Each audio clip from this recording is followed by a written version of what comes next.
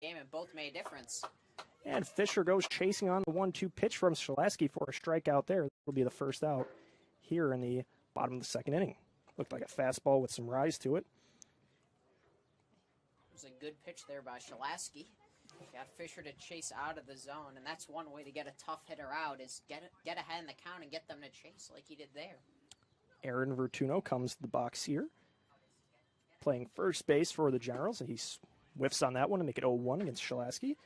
And I understand he's not now not the only Vertuno on the General roster. Yeah, absolutely. They had Alex Vertuno, his younger brother, just graduated high school.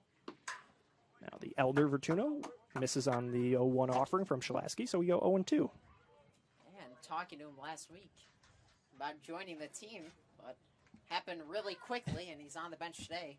Not sure if he'll get action, but certainly someone they can use behind the plate, playing catcher.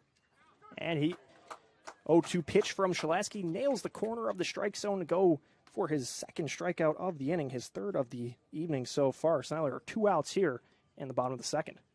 And how about that 3-pitch sequence for Shalaski? Gets the first 2 in there and then fools him on that pitch, and Vertuno was a little confused at that third pitch as Shalaski went right at him, was not messing around at all. Certainly helps the pitch count there. Only needed 3 pitches to get the job done.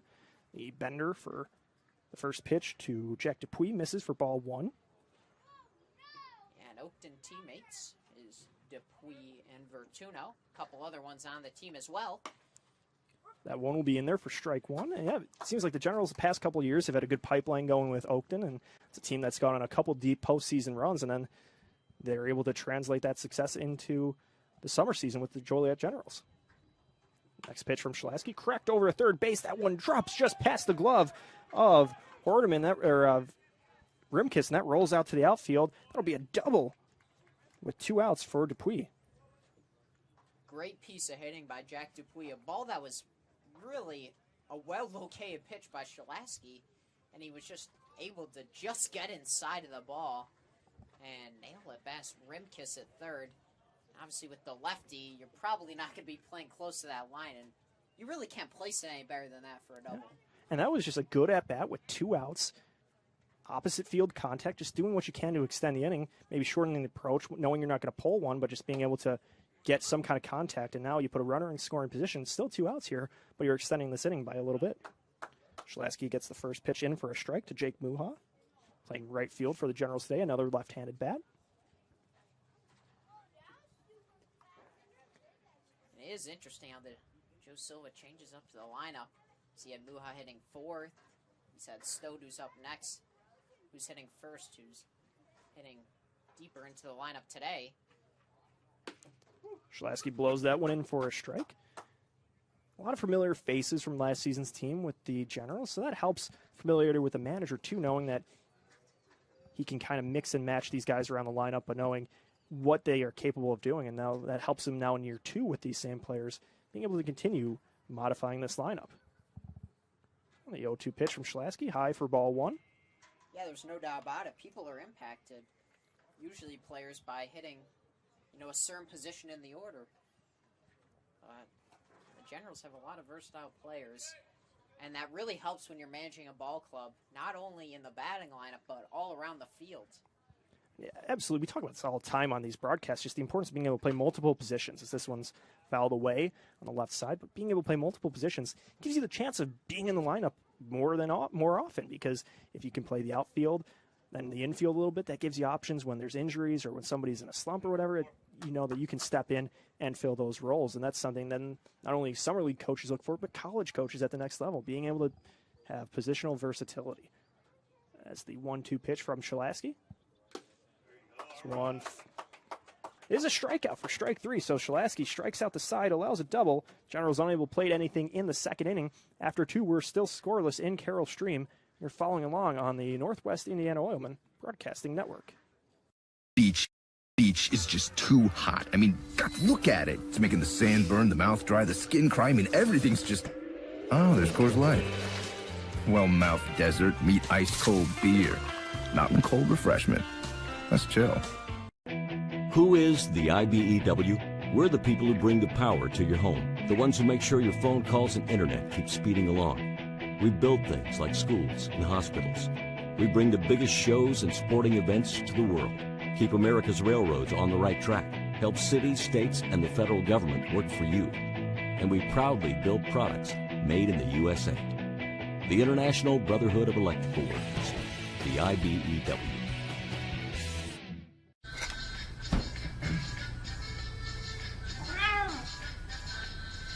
You didn't do anything wrong. You just didn't know Miller Lite has more taste and only one more calorie than Michelob Ultra.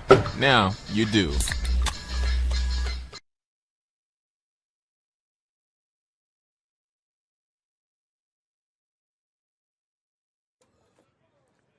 It'll be the top of the order coming up for the Oilmen here. Baker, Mosley, and Ziebig to start things off in the third inning of action here.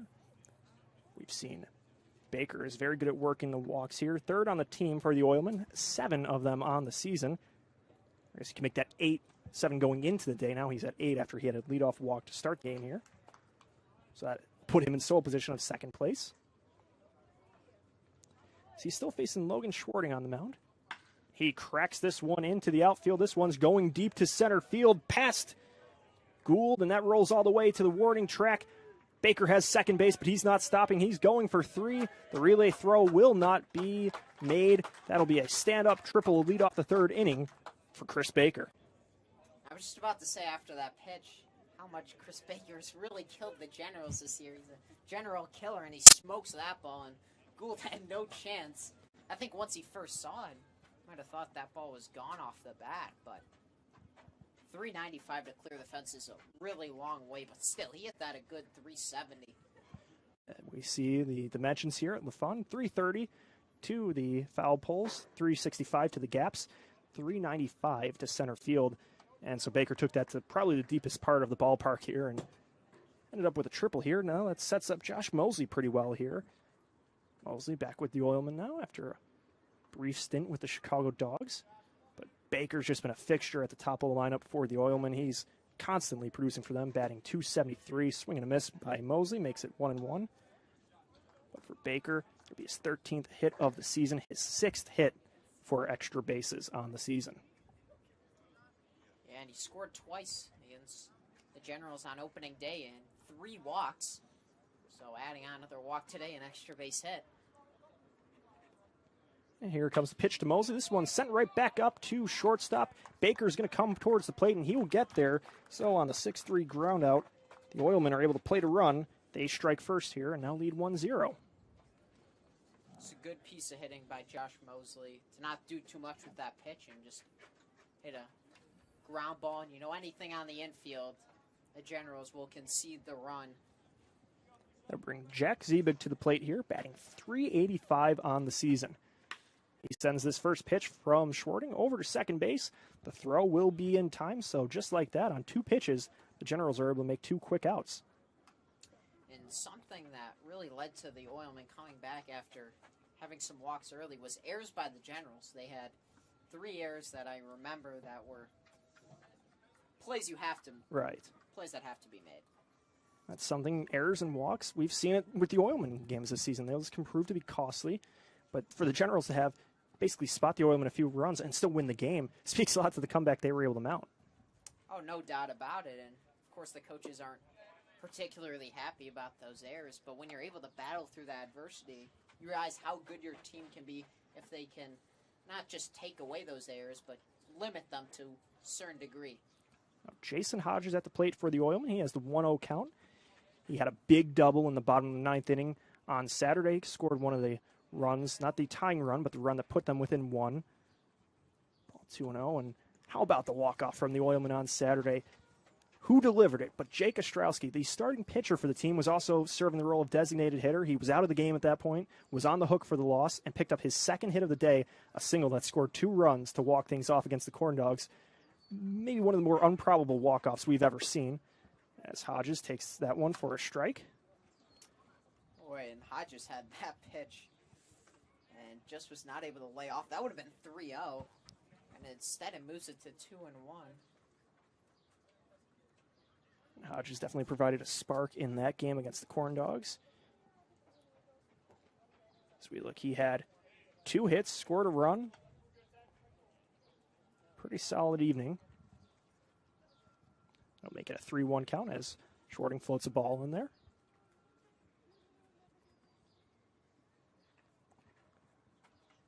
And here it comes, the 3-1 delivery. And one skipped in there for ball 4, so that'll be a 2-out walk for Jason Hodges, continuing to find his way on the base paths, his 3rd walk of the season. And in Shorting's last appearance, when he went 4 scoreless, the appearance before that he had 3 walks in just 3 1/3 innings against the Corn Dogs. And the trouble is, a lot of those pitches there to Hodges were not super close. I believe you had 3 of those go in the dirt and bounce before reaching the plate. Dom Curcio shows bunt there. It's in for a strike as he doesn't connect with it. Seems as if the Oilmen potentially trying a 2-out bunt here, but they've been able to execute those pretty well all season. As the Shazer, we saw, had a very good bunt for an infield single, and that scored a run on Friday in the bottom of the 9th. It was a run that Hodges ended up scoring to bring them within 1, and then that set up for the 2-run single from Ostrowski. But Curcio's also had some good bunts on the season. He had one against Crestwood, came in the 8th inning of a no-hitter, but at that point, it wasn't something trying to break up the no-hitter. I'd say, against the baseball rules, it was the Oilmen trying to manufacture a base runner, as he takes that one for another strike. But we've seen a few times where that's just a skill the Oilmen are very good at so far, is being able to place those bunts down the line very well. And that's something, sometimes you have to play small ball in this league, get base runners however you can. And the Oilmen have been able to do that so far when they haven't been hitting for extra bases. Yeah, it's something to keep in mind is Bryce Vincent also doesn't play third base, and I feel like he's a bit far back there. Creeps up a bit. Curcio skies this one to left center. Stutt will get under it, and that will be the 3rd out of the inning. So the Oilmen strike first here. They score a run on a hit and a walk. 2 base runners so far, 1 run across the plate. So now through 3 1/2 here, it's the Oilmen 1, Generals 0. You're following on the Northwest Indiana Oilmen Broadcasting Network. When you hire certified electrician contractors, you're getting the best. But just as important as our skill and expertise is our culture of safety. We know it's important to you, and we know it's important to them. Certified Electrician represents the NECA IBEW team, a team where safety and productivity go hand in hand. It's why our jobs finish on time and on budget. It's why owners that use us are repeat customers. Certified Electrician, working together, powering Northwest Indiana. Wait! Let me help! Mando Frost! Premium meat! Delicious! And no byproducts! Toss it in. Okay. Whee! Make a smart choice. Glamour Frost Premium Meat. Yes! When it comes to Sunday, choose the right couch.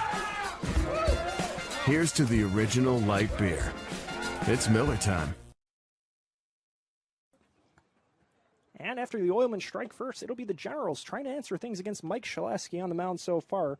Shlasky, pretty solid on the mound with 4 strikeouts through 2 innings. He'll be facing Stoat, Biggers, and then the top of the order and Gould coming up. Stoat enters the batting .400 through 8 games so far for Joliet. See if the Generals can get another base runner here early on. Dupuy had a double with 2 outs in the bottom of the 2nd inning, but Shlasky's really looked strong for the most part. He was still able to get that strikeout with a runner on base as Stoat cracks the first pitch he sees over to first base into the glove of Zebig, who steps on the bag there for the 1st out. Pitching for contact there was Shlasky, but yeah, he gave up the big double and then just settled in nicely and struck out the next batter he saw. Again, he's one of the more veteran pitchers on this staff, one of the players that benefits from the new league rules about players with some pro experience, and he doesn't get rattled too easily on the mound. He just does a good job of working his way through innings, pitching well with runners on base, and just being efficient up there. As the first pitch to Dupuy is a ball. And really, when he's missed, it's been real close.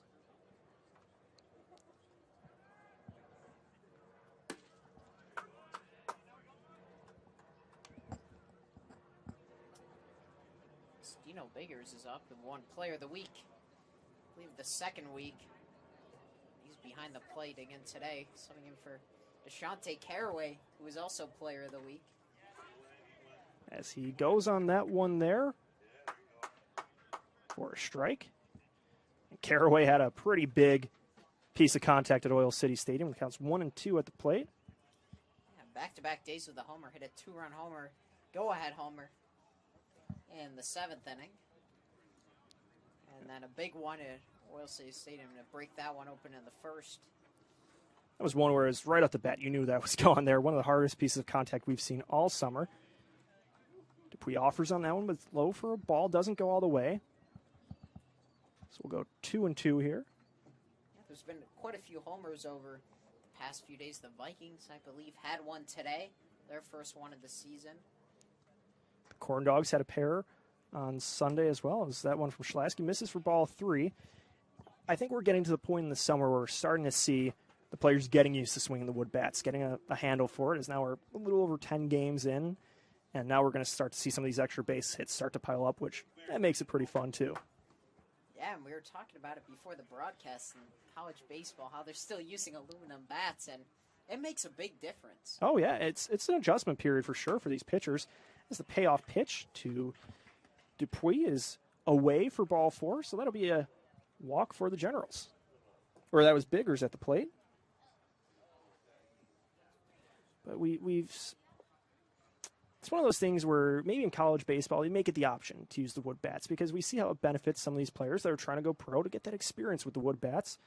Sometimes with the aluminum, and the players just are used to hitting it a different way. The sweet spot's much different. It's a much longer bat here with the wood, and it can really benefit some of those players trying to make that jump to the professional level to get a handle for it. And that's why summer ball is such a great experience. Oh, absolutely. It helps you with your collegiate ball getting better in all facets of your game and can push you if you want to go that pro direction. And now we see Gould put this one near the gap in center field. This one's going to drop and roll. Biggers gets around second base. He's going for third, and he's not going to stop there, as is Gould. Gould slides into third, and a run scores. That'll be a one-out triple to tie things up at 1 for the Generals. We've seen 2 really hard-hit balls in that gap. Chris Baker hit one last thing, and Michael Gould right on top of that pitch and sends it into the right center gap. So Joliet wasting no time here, tying things up at 1 with one swing of the bat from Michael Gould. And there was no doubt he was getting to third there also. Was thinking 3 right off the bat. Made a really good jump on the base paths, just not wasting much space there. As now Schlasky floats one outside off the glove of Mosley. That rolls all the way to the backstop here, and that will score a run. The Generals score on what I believe would be a wild pitch there to Anthony Stellato. So now they take the lead 2-1. This is more of a cleaner baseball game than we saw, particularly early on Friday, right, with most of the runs coming from walks and hit by pitches. We've seen some really good hitting. Obviously, that wild pitch wasn't hitting, but the runs produced in this game are from well-hit balls and really good at-bats. You know, we've been talking a lot about the walks as Schlasky gets ready for the 1-0 pitch, gets that one in there for a strike, even things up at 1-1. Talking a lot about the walks, particularly in the 7th and the 1st inning for Joliet. They also had 17 hits on Friday, so we maybe shouldn't sugarcoat that. They were certainly seeing the ball well. As now this one from Stellato put to the left center gap. Baker deploys himself under that for the second out of the inning.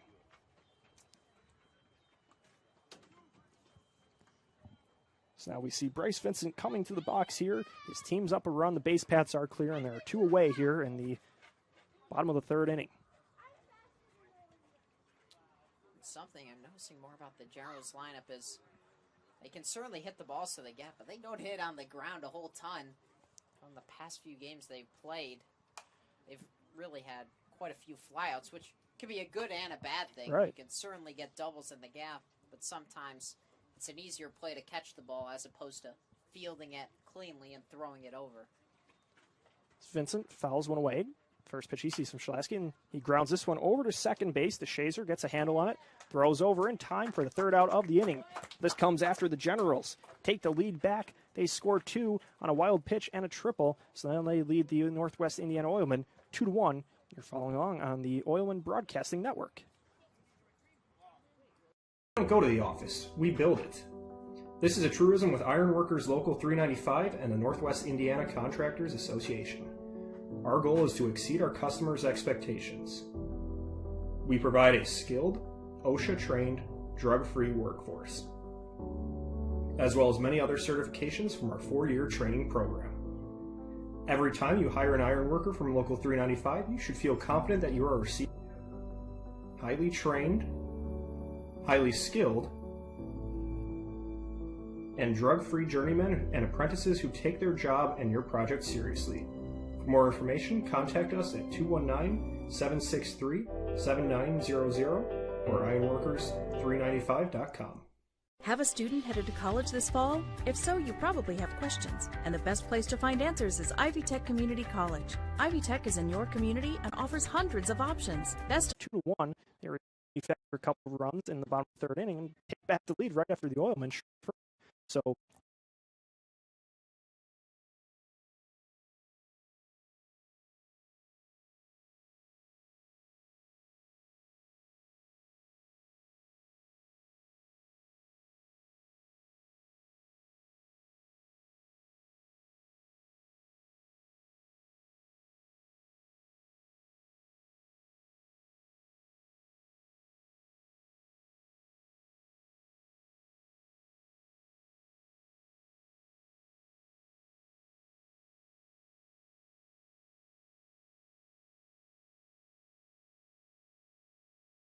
they do a little bit of a jam, and their coach doesn't feel comfortable putting them out for another inning. especially some of these young pitchers. We talk about college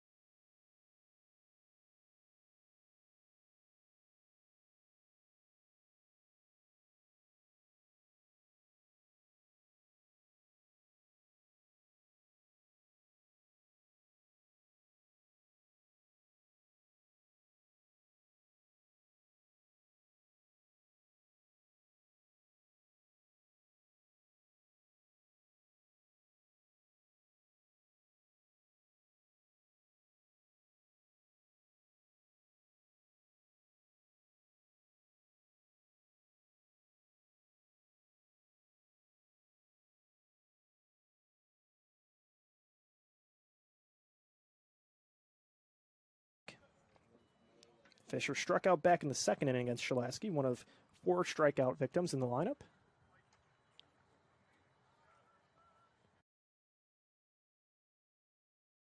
He gets ready for the 0-1 pitch. Waves again for strike 2. And early on, he's really had Brendan Fisher's number. Quite a few swings and misses already, and Shalaski's given up the couple extra base hits. But besides that, he's really held the Generals lineup in check and giving his team a chance to certainly get back in this easily. Here comes the 0-2 pitch.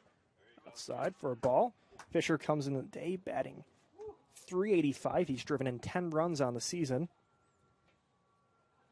On 10 hits. Now, one of the top RBI guys in the Northern League, and certainly helps when he's usually behind Michael Gould, who gets on base quite a bit. 1-2 pitch. Again, outside for ball 2. So we go even at 2 here. In the bottom of the 4th inning.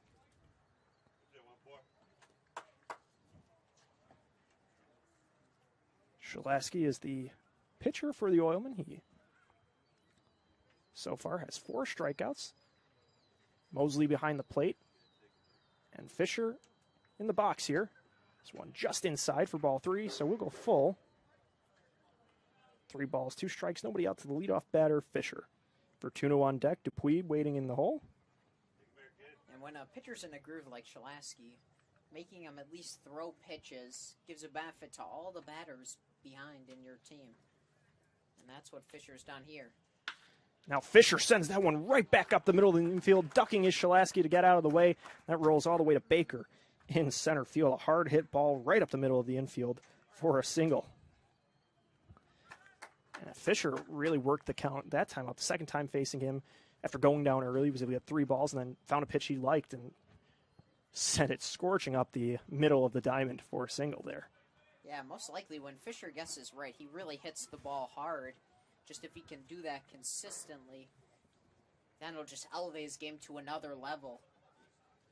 Now Aaron Vertuno comes to the box here, playing first base for Joliet today.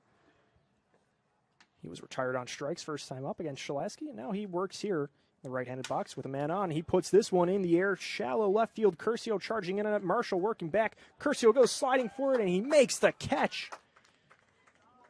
For the first out, had to slide and just barely got that one before it hit the turf. Right off the bat, I thought that was an easy fly out to left field, but boy, did Curcio cover some ground. He came out from way out in left field and met right near the shortstop, Marshall, and made a sliding catch. I mean, that was a close one where you have to worry, too, like, is that going to drop between Marshall and Curcio if there was going to be a miscommunication between them two? But Curcio going sliding in and getting that saves the Oilmen a big spot here. So now you still have the runner on base, but that prevents you from putting 2 on. You get the first out in the inning and makes it easier for Shalaski to work on the mound. First pitch just misses for ball 1. To Jack Dupuis. A good-looking pitch, but it was low for a ball.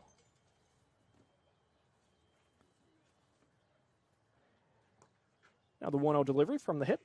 One cracked on the right field line, just foul past the glove of Zebig. That was just a good enough pitch by Shalaski to get in on the hands of Dupuis. If that ball was out and over the plate, that was probably going to go down the first base line, fair territory. Instead, a little bit more inside, and he hooks it foul. So now we're 1 ball, 1 strike, 1 out, a man on first base. It's 1 inside for ball 2.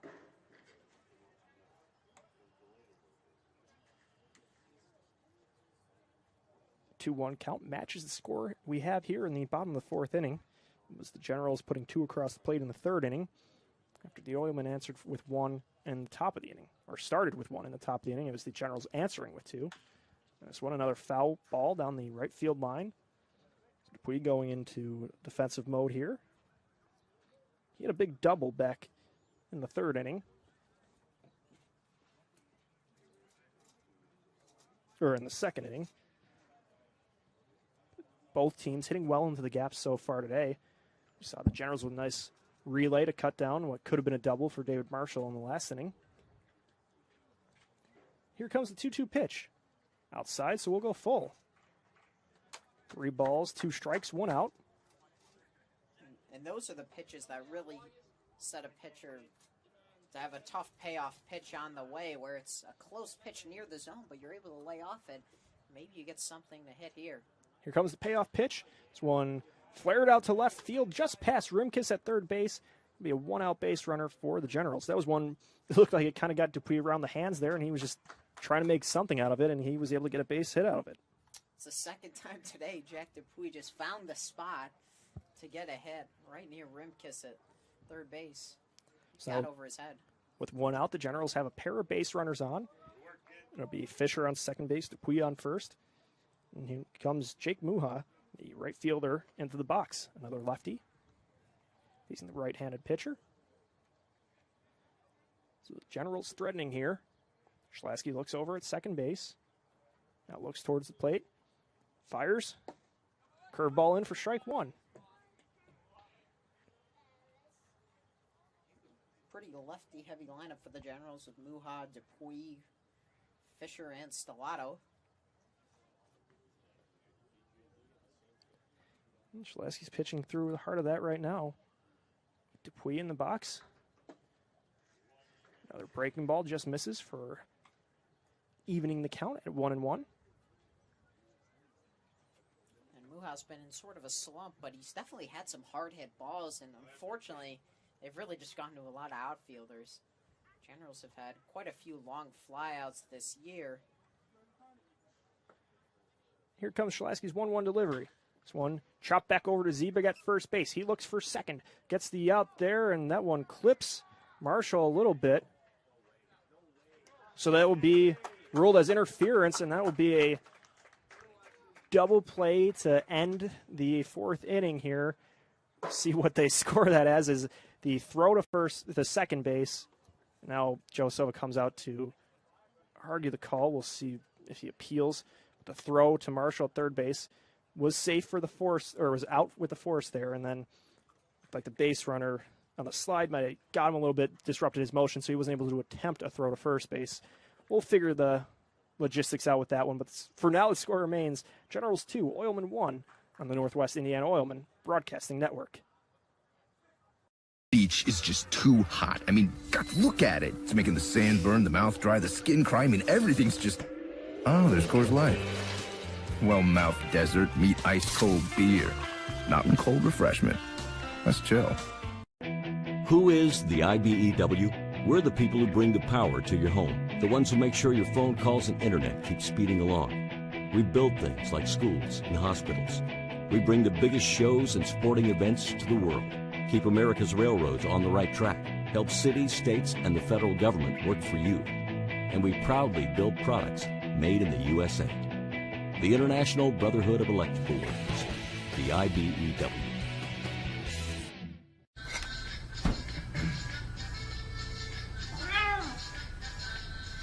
You didn't do anything wrong. You just didn't know Miller Lite has more taste and only 1 more calorie than Michelob Ultra. Now, you do.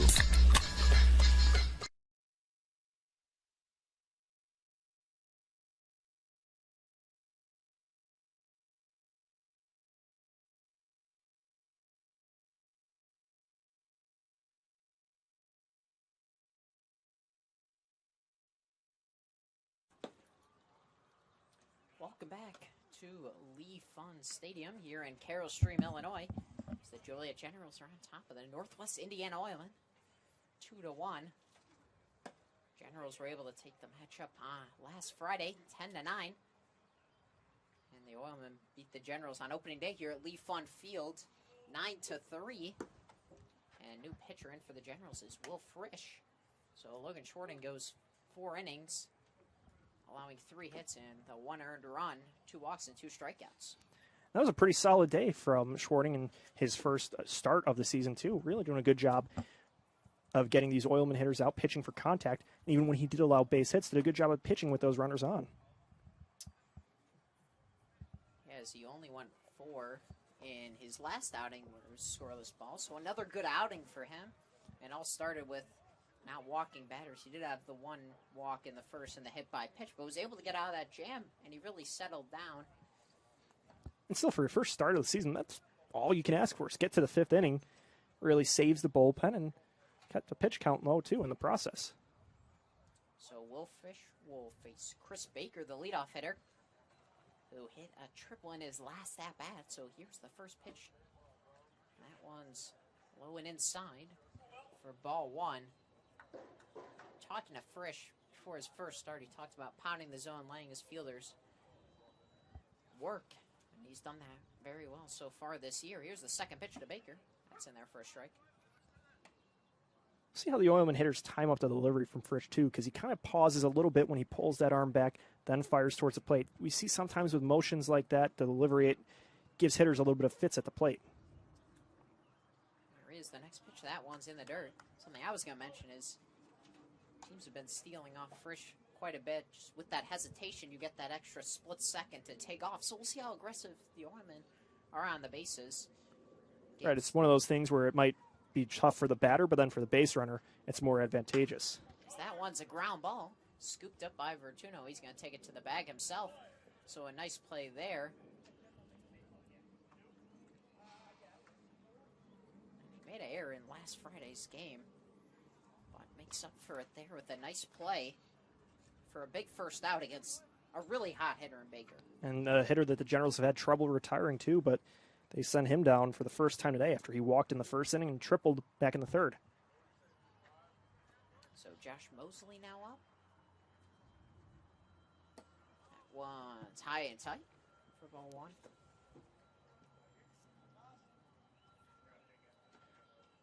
Mosley still one of the newer hitters on the Oilman team, playing just his 5th game, but we've seen a lot of power with his bat so far. In his very first at-bat with the Oilmen, he took one over the fence at Illinois Tech. It's quite the exclamation point to start off the summer season for him, as that one's in there for